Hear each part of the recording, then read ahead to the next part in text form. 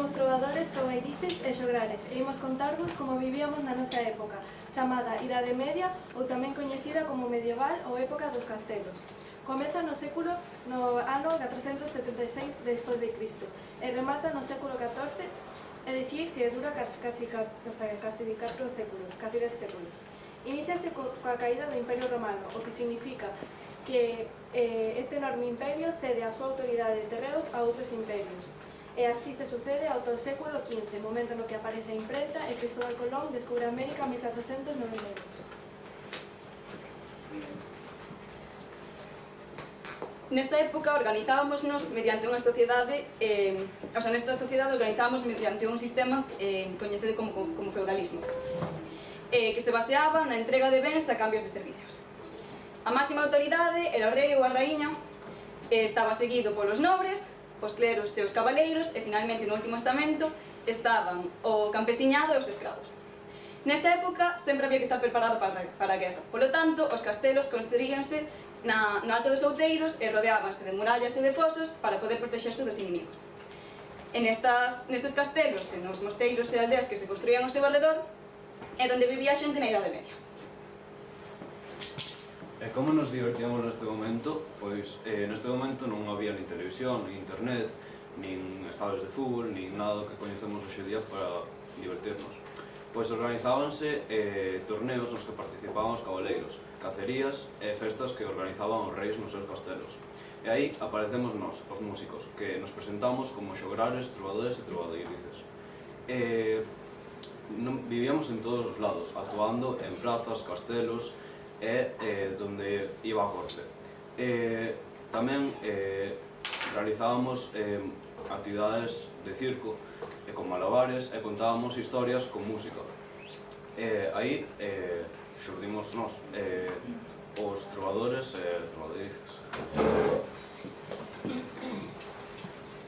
Dentro dos castelos vivíamos os trovadores e trovairices, é dicir, éramos poetas músicos, que pertencíamos a unha clase social alta e cantábamos e compoñíamos as nosas propias letras e melodías, contando historias de amor, historias de heróis, historias da corte, e así amenizábamos con nosa música as festas e as reunións do palacio.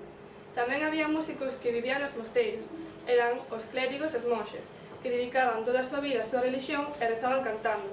Para eles a música non tiña só unha función de entretemento, como para nós, senón que a súa función era de loar a Deus e a Virxe María. Agora prestade moita atención porque vos imos falar do rei Alfonso X o Sabio.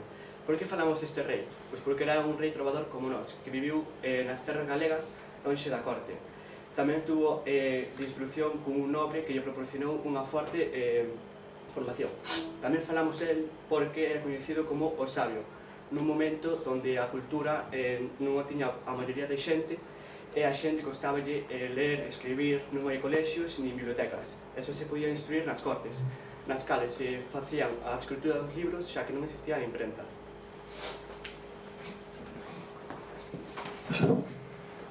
Entón, por que lle chamaban o Sabio?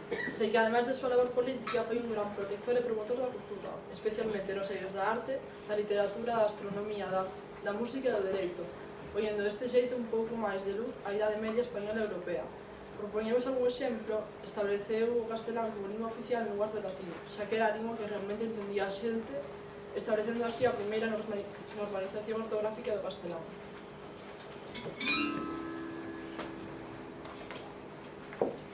Tamén permitiu rescatar innumerables obras da antigüidade clásica a través da Escola de Tradutores de Toledo. Isto é importante porque nunha época histórica onde apenas había acceso aos libros nin á cultura, excepto nos mosteiros, onde os monxes se converteron en escribas, é dicir, copistas de manuscritos antigos, aparece impulsada por Alfonso X o Sabio esta Escola de Tradutores na cidade de Toledo, onde se dedicaban a transmitirlle ao occidente cristiano importantes elementos da cultura oriental e das súas raíces clásicas. Nestes séculos, a civilización musulmá vai vivir a súa época de ouro, sendo eles que les transmitiron e conservaron a Europa a tradición do saber grego-romano a través de España, polo que a maioría de mestres desta escola de traductores van ser judíos e mozárabes, así que grazas a eles conservamos moito saber e cultura. Iso tamén favoreciu a inclusión destas culturas dentro da península. E como traballaban nesta escola? O recopilaban e traducían, como xa vos dixemos, numerosas obras de antigüedade clásica, ensinaban filosofía, historia, dereito, medicina e creaban moitos textos para diferentes asignaturas como, por exemplo, a literatura ou a cosmografía.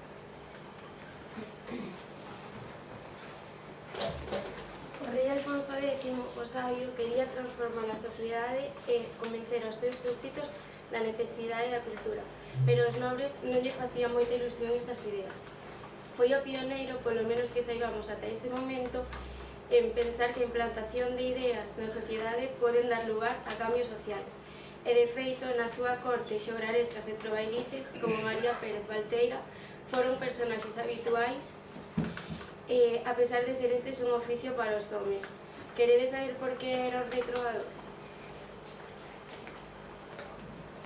Pois conta a lenda que o rei Alfonso a miúdo gustaba de reunirse cos seus cortesanos pola tarde tras a comida ou pola noite tras a cena, en longas veladas durante as que se rozaba, as que se contaban chismes ou se cortexaban as damas, onde trovadores galegos, portugueses, provenzais ou de distintos puntos de Europa cantaban cantigas. Cada quen traía mostras dos seus enxeños, tentando conseguir con elo algún favor real, belleza, cartos ou bens materiais. E tamén o rei participaba cas súas cantigas e os seus súbditos decían que lle gustaba máis a lírica de escarnio que a de amor, que xa as coñecedes, verdade? Un bo día, ou mellor dito, unha boa noite, o rei Alfonso presentouse con unha cantiga dedicada a Santa María. E a resposta dos cortesáns foi unánime. Majestade, que mestría, que beleza. Ademais, só hai unha dama que se merece que os reis lle dediquen cantigas. E esa é Santa María. O rei tomou a nota, e para asegurar o seu éxito, prometeu reunir 10 cantigas. Así que todos ofreceronse a axudarlle en tan cabaleiresca empresa. Nos meses seguintes, uns contaronlle historias que sabían da súa terra. Outros trouxeronlle libros procedentes deste e outros santuarios. Outros tararearonlle melodías, e numerosos trovadores deronlle a letra e música xa composta. Por suposto, el tamén pasou largos relatos compoñendo e facendo un poema, onde recollían verso por que facía todo aquilo.